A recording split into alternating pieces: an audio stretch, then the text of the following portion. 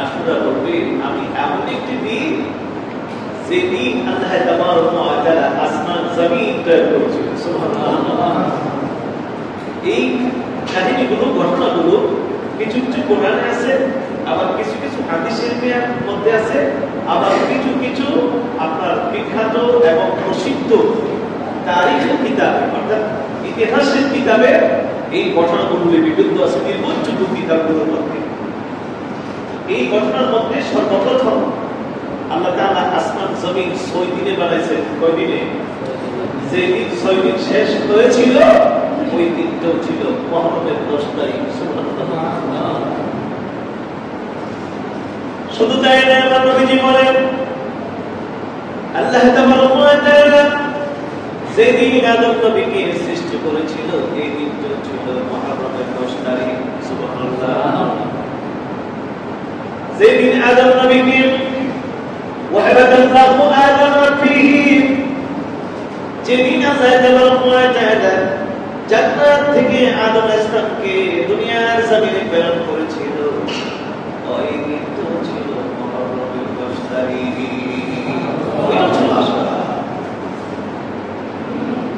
এরপরে ওয়াতাওয়াফাল্লাহু আদম ফীহি, সেদিন আদম নবীকে আল্লাহ তাআলা দুনিয়ার জমিন থেকে উঠায় নিয়েছিল। সেদিন আদম সামিউল্লাহকে আল্লাহ পাক এতবার দিয়েছিল, ওয়াফাত দিয়েছিল, সেই দিনটি ছিল মুহররমের 10 তারিখ। সুবহানাল্লাহ। যেদিন আল্লাহ তাবারক ওয়া তাআলা দুনিয়াকে ধ্বংস করবেন সেই দিনটিও হবে মুহররমের 10 তারিখ। সুবহানাল্লাহ। নূহ আলাইহিস সালামকে আল্লাহ তাবারক ওয়া তাআলা কিস্তি দিয়েছিলেন। এই কিস্তির মাঝে তিনি 40টি মহাপ্লাবনের মধ্যে পর্দা হতে আসছিল। দুনিয়ার সমস্ত মানুষ সমস্ত প্রাণী পানিতে ডুবে মারা গিয়েছিল। নূহ আলাইহিস সালাম তার কিস্তি নিয়ে বাঁচতেছিল। বিশাল বড় কিস্তি বানায় তার উম্মতকে দিয়ে রাখছিল। সেই মহাপ্লাবন সরে গেল, বন্যা দূর হয়ে গেল। আর এই কিস্তিটা নবীর কিস্তিটা যদি পাহাড়ের কাছে ওই পাহাড়ের মধ্যে গিয়ে নবীর কিস্তিটা যেদিন লেগেছিল, পানি যেদিন নেমে গিয়েছিল, নবীর কিস্তি যেদিন পাহাড়ে ঠেকেছিল লেগেছিল, ওই দিনটাও ছিল মুহররমের 10 তারিখ। ইব্রাহিম খলিলুল্লাহ যেদিন নমরুদের অগ্নিকুণ্ড থেকে নাজাত পেয়েছিল, মুক্তি পেয়েছিল, নমরুদের কি দিল? আগুন দিল। কাকে জ্বালাবার জন্য? ইব্রাহিম নবীকে জ্বালানোর জন্য আগুনে ফেলাইল। কোন কিতাবে 30 দিন, কোন কিতাবে 40 দিন বা 50 দিন লিখেছেন।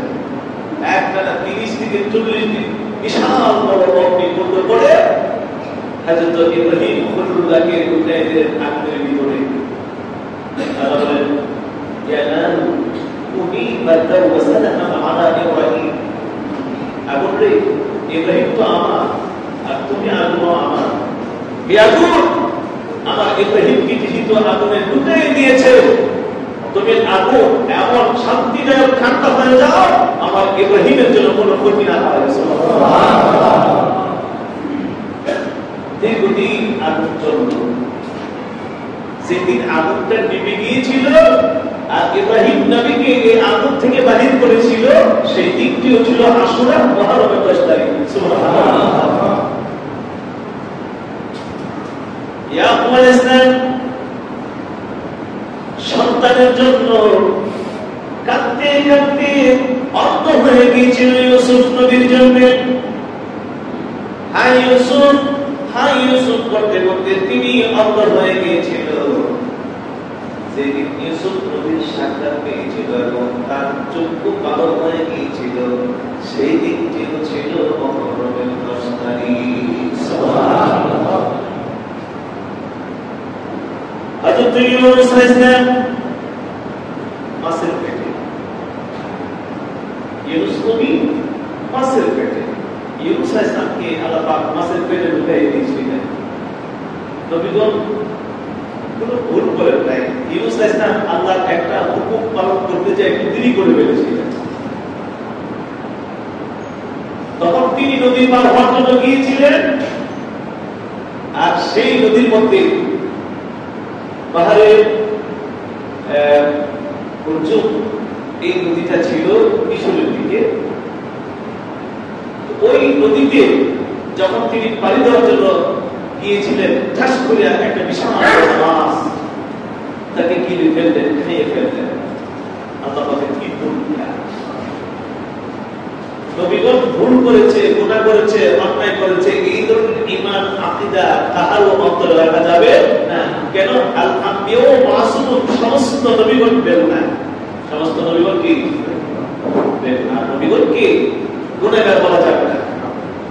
আল্লাহর হুকুমটা তিনি পালন করার জন্য তিনি তার সিদ্ধান্ত মোতাবেক একটু লেট করে ফেলেছিলেন। আল্লাহ পাক তাকে ওই হুকুমটা লঙ্ঘন করার যে একটা শাস্তি আল্লাহ পাক আপনাকে দিয়েছিলেন, আল্লাহ তাবারক ওয়া তাআলা মাছকে বলেন, মাছ তুমি আমার ইউনূসকে খাবে ঠিকই, কিন্তু ইউনূসকে তুমি হজম করতে পারবে না। সুবহানাল্লাহ, কি কঠিন পরীক্ষা। মহাসাগর অন্ধকার, রাত্রের বেলা পানির নিচে অন্ধকার, মাছের পেটের ভিতরে কি অন্ধকার। সেই কঠিন অবস্থায় হযরত ইউনূস আলাইহিস সালামকে মাছ খেয়ে ফেললেন। আর ইউনূস আলাইহিস সালাম মাছ খেয়ে ফেলেছেন, তিনি যে আবার ফিরে আসবেন তা তো তার জানা নাই। মাছের পেটে যাইয়া তিনি পড়েন, লা ইলাহা ইল্লা আনতা সুবহানাকা ইন্নী কুনতু মিনাজ জালিমিন। লা ইলাহা ইল্লা আনতা সুবহানাকা ইন্নী কুনতু মিনাজ জালিমিন। মাছের পেটে গিয়া আল্লাহর গালি দেয় নাই, আল্লাহ তুমি কষ্ট না, বরং আল্লাহকে বলেন লা ইলাহা ইল্লা আনতা, আল্লাহ গো আমি তো ভুল করছি, লা ইলাহা ইল্লা আনতা, আপনি ছাড়া বা কে হয়, আপনি ছাড়া কোনো নাই, আপনি ছাড়া কোনো মাবুদ নাই, আপনি ছাড়া আর কে হয় নাই, লা ইলাহা ইল্লা আনতা সুবহানাকা, যত পবিত্রতা আছে সব তোমার জন্য, আমি যত গুণগান গাই সব তোমার গুণগান গাই। ইন্নী কুনতু মিনাজ জালিমিন, আর আমি জালিমদের অন্তর্ভুক্ত হয়ে গেছি। সুবহানাল্লাহ। নবীগণ বিনয়ীভাবে আল্লাহর কাছে নিজেকে অপরাধী বলে তুলে ধরেছেন, ও আল্লাহ তোমার হুকুমটা আমি মানতে লেট করে ফেললাম, রব্বুল আলামিন তোমার হুকুমটা পালন করতে আমি সময় ব্যবধান করে ফেললাম, সময় মতো তোমার হুকুমটা আমি পালন করলাম না, পালন করতে যায় দেরি হয়ে গেল। রব্বুল ইজ্জাত তুমি তো আমার মুনিব, তুমি তো আমার রব, তুমি আমার খালেক, তুমি আমার মাবুদ, তুমি আমার ইলাহ। তোমার হুকুমটা দেরি করা আমার জন্য সমীচীন হয় নাই, আমার জন্য ভালো হয় নাই। আল্লাহ এখন আমি তোমার পবিত্রতা ঘোষণা করি, আর আমি জালেমদের অন্তর্ভুক্ত হয়ে গেলাম, তোমার হুকুমের লঙ্ঘন করে ফেললাম। আল্লাহ তাবারক ওয়া তাআলা মাছকে কিছুদিন পর বলেন, মাছ ও মাছ, এতদিন আমার ইউনূসকে তুমি তোমার পেটের মধ্যে রাখছো, ইউনূসকে পেটের মধ্যে রেখে সাগরে সাগরে তুমি দৌড়াদৌড়ি করেছো, আর পেটের ভিতরে রাখিও না, ইউনূসকে তুমি আবার জমিনের মধ্যে ফেলে দাও। মাছ তুমি করে ইউনূস নবীকে ফেলে দিলেন। আমার আল্লাহ জিন্দা অবস্থায় যেদিন ইউনূস নবীকে মাছের পেট থেকে বাহির করেছিল, ওই দিনটাও ছিল মুহররমের 10 তারিখ।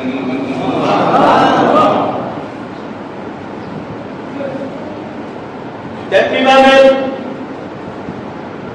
ঈসা আলাইহিস সালাম যেদিন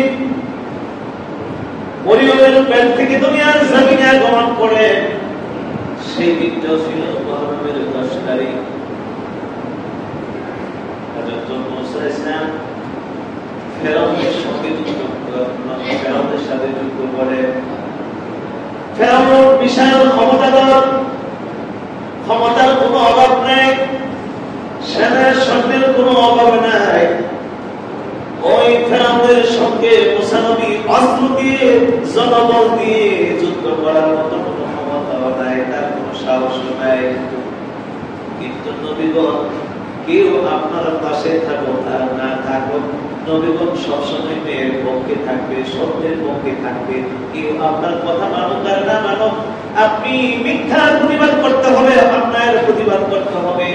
মুসা আলাইহিস সালাম সেই প্রতিবাদ করতেই লাগলেন। কেউ তার পক্ষে থাকুক আর না থাকুক, ফেরাউনের মতো ক্ষমতাধর বাদশার বিরুদ্ধে মুসা নবী কথা বলতে লাগলেন। কোন অবস্থায় ফেরাউনের সঙ্গে মুসা নবীর কোনো সম্পর্ক হয় না, কিছুতেই দুইজনের মিল হয় না। ফেরাউন নিজেকে খোদা দাবি করে আর মুসা নবী বলেন লা ইলাহা ইল্লাল্লাহ। মুসা এর ফেরাউন, তুই কোনো খোদা না, তুই কোনো রব না, তুই কোনো ইলাহ না, আমার একজন রব আছে যার নাম লা ইলাহা ইল্লাল্লাহ। সবাই বলুন লা ইলাহা ইল্লাল্লাহ। আল্লাহ ছাড়া কোনো ইলাহ নাই, সেই আল্লাহর সৃষ্টি তুমি, তুমি মাখলুক, আমার আল্লাহ হলো খালিক। আমি মুসা কোনদিন কোন অবস্থাতেই তোকে মাবুদ হিসেবে মানব না, ইলাহ হিসেবে মানব না। মুসা নবী একা একা তার বিরুদ্ধে সংগ্রাম করে।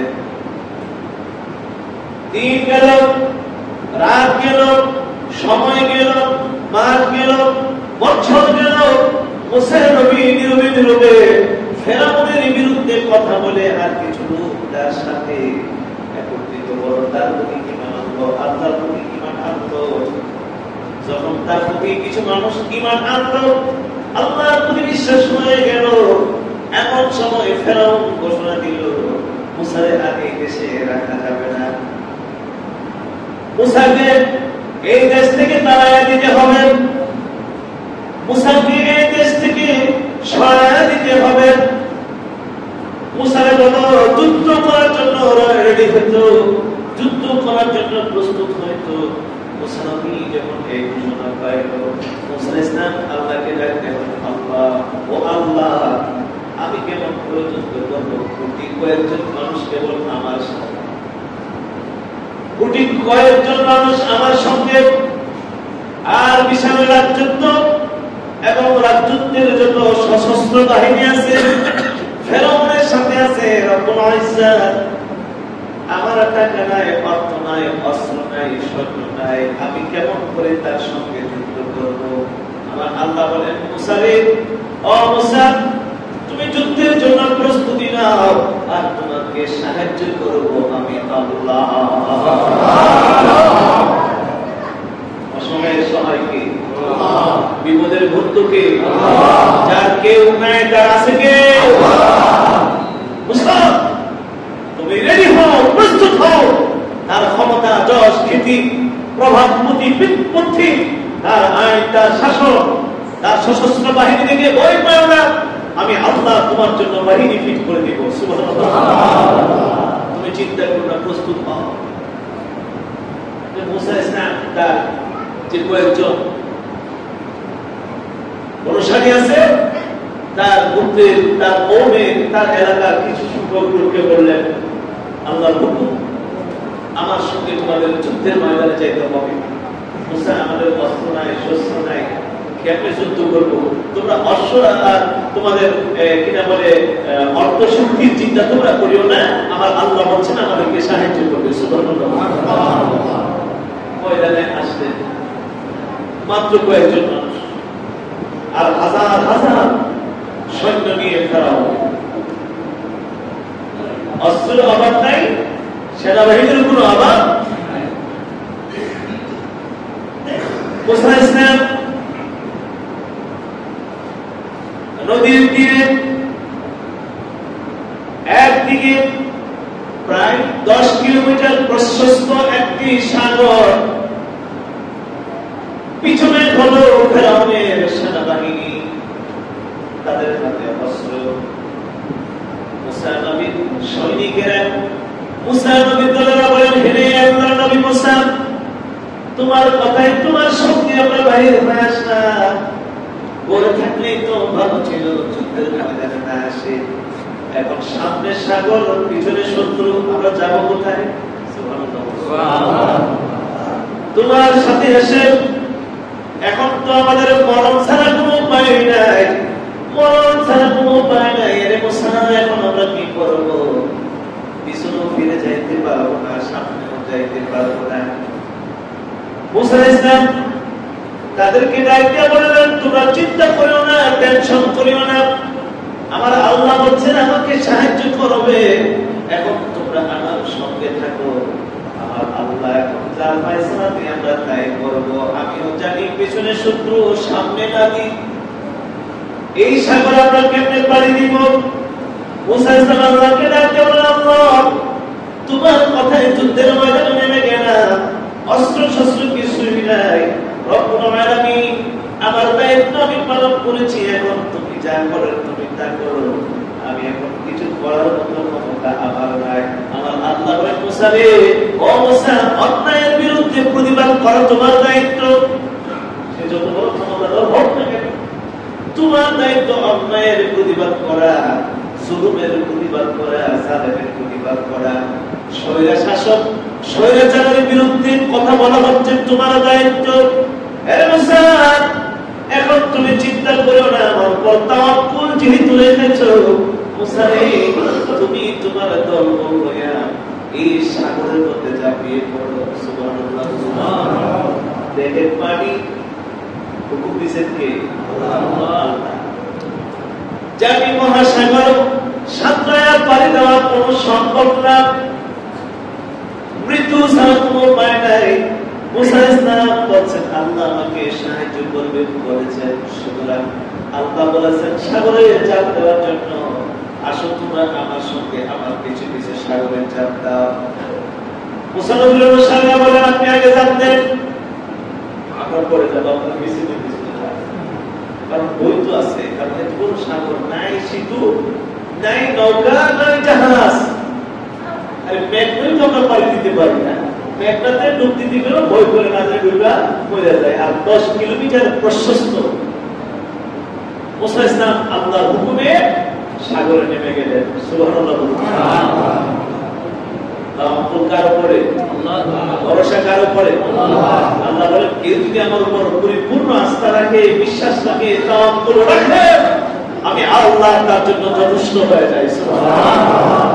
যেই মাত্র মুসা আলাইহিস সালাম সাগরে ঝাঁপ দিল, সঙ্গে সঙ্গে সাগর ফেটে মাঝখানে রাস্তা তৈরি হয়ে গেল। সুবহানাল্লাহ। মুসা নবীর লোকেরা মুসা নবীর পিছনে পিছনে দৌড়তে লাগলো, দৌড়তে লাগলো, মুসা নবীও দৌড়তে লাগলো। মুসা আলাইহিস সালাম এবং তার দলবল নদীর পারে নই পারে গিয়ে উঠলো।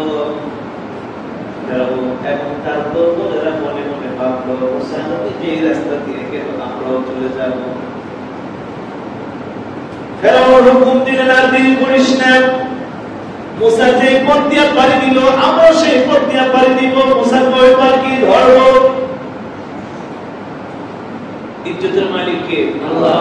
সম্মানের মালিক কে? আল্লাহ। হায়াতের মালিক কে? আল্লাহ। মওতের মালিক কে? আল্লাহ। মুসা আলাইহিস সালাম ওই দিক দিয়ে তার দল বললে ওই পারে উঠলো, আর তারা নাইমা মাঝখানে গেল, সাগরে মাঝখানে গেল। আল্লাহ পাক ডাক দিলেন, পানি রে, ও পানি, আমি হুকুম করেছিলাম আলাদা হওয়ার জন্য, আমি হুকুম করেছিলাম আমার মুসাকে রাস্তা করে দেওয়ার জন্য, আমার মুসা পার হয়ে গেছে, এই রাস্তা আর দরকার নাই। এর পানি আমার মুসা পাড়ি দিয়েছেন, আর এই রাস্তার দরকার নাই। মুসা রে, ও রে পানি, আর দেরি করিস না, তুই যেখানে ছিলে সেইখানে চলে যা। ফেরাউনের দল যখন মাঝখানে গেল, পানি পানির জায়গায় গেল, এখন জলে পানি চাপ দিছে, সমস্ত ফেরাউনের দল বল এই নদের মধ্যে পড়ে মারা গেল। হাদিস শরীফের মধ্যে আছে, যে দিন আল্লাহ তাআলা মারা যায় না, মুসা আলাইহিস সালামকে ফেরাউনের কবল থেকে, অত্যাচার থেকে মুসা নবীকে নাজাত দিয়েছিল, মুক্তি দিয়েছিল।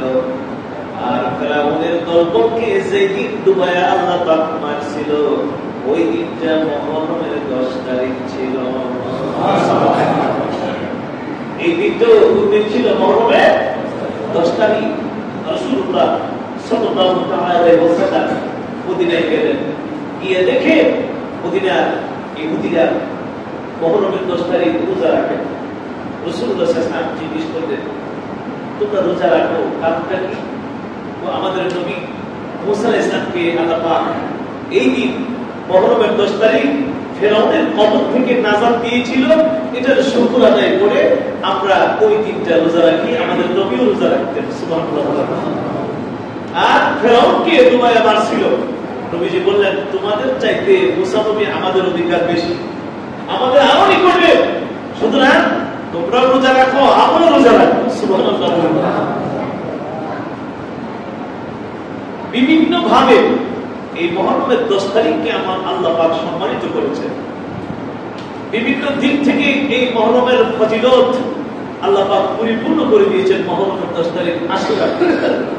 কিন্তু সবচেয়ে দুঃখ এবং কলঙ্কজনিত বিষয় হলো এই মুহররমের 10 তারিখ আমরা যারা উম্মতে মুহাম্মদী আখির নবীর উম্মত, মুহররমের ফজিলতের চাইতে এই মুহররমকে আমরা স্মরণ করি আরেকটা কারণে। এই মুহররম আমাদের সকলের হৃদয়ে এমন ভাবে রেখাপাত করেছেন, এমন ভাবে আমাদের হৃদয়কে ক্ষত বিক্ষত করে দিয়েছেন যে কথা কোন মুসলমান অন্তর থেকে বুঝতে পারে না, বলতে পারে না। এই মুহররমের সমস্ত ফজিলতকে কলঙ্কিত করে ফেলেছে একটা ঘটনা। এই একটা ঘটনা হচ্ছে মুহররমের 10 তারিখ 61 হিজরি কারবালার ময়দানে। সুবহানাল্লাহ।